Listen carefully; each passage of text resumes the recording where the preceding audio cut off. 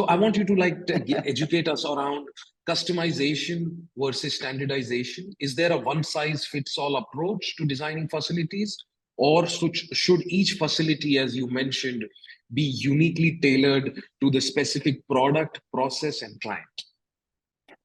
Great question. So an equipment, so how we combine our knowledge and the producers, equipment producers' knowledge. We ask from them to put that piece of equipment in a room. So we start from this part, and then we move along the next and the previous processes. So we need to combine this piece of equipment with the process. So sizing, when we say sizing, it's not only room sizing, it's equipment capacity sizing. So if you have an extractor that can produce or run 2 cycles, 5-liter cylinders, and you have a winterization unit that is oversized after this process, then you're losing money. So sizing means sizing equipment and sizing the space of meant for that equipment. The process needs to be in a perfect flow.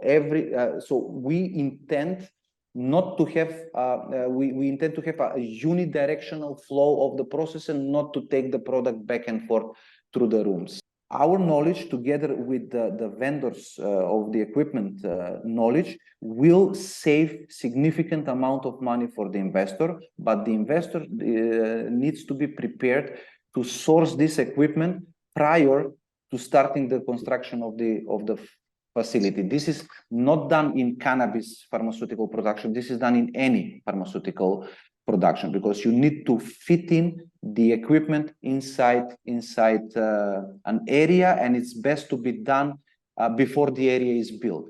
Usually for the extraction system, for the huge systems, we were setting the system and building around the equipment. So the panel structure is being built a month after the equipment is set up and tested.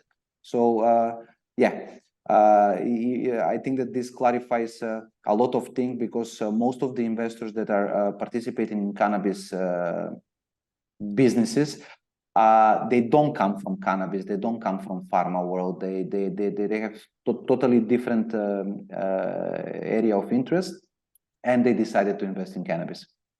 So what I'm getting out of this is there is no standard protocol to a facility design.